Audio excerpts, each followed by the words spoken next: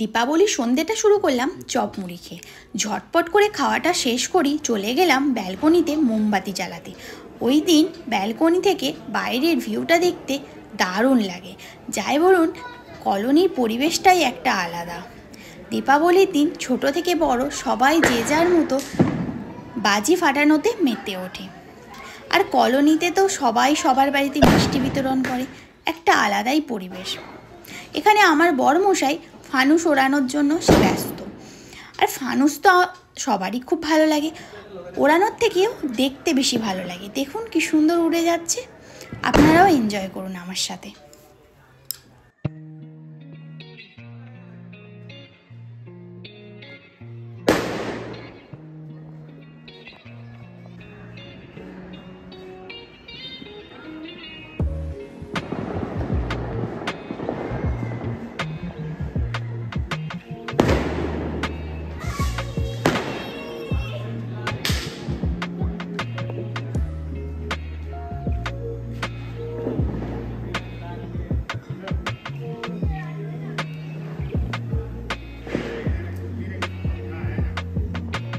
এখানে আমার বরমশাই আর একটা ফানুস নিয়ে এসেছে, সেটা ওড়ানোর চেষ্টা করছে দেখুন।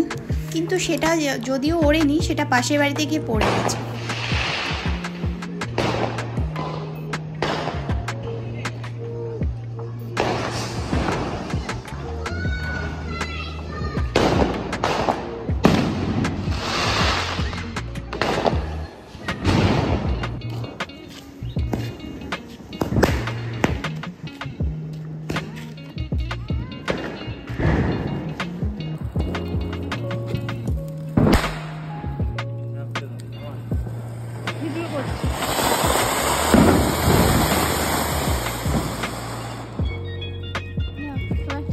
আমরা তো দিওয়ালিতে প্রচণ্ড এনজয় করলাম, প্রচুর বাজি ফুটিয়েছি, তবে শব্দবাজি নয়। আপনারা কেমন এনজয় করলেন অবশ্যই জানাবেন। ভিডিওটা শেষ করলাম, ভালো থাকবেন।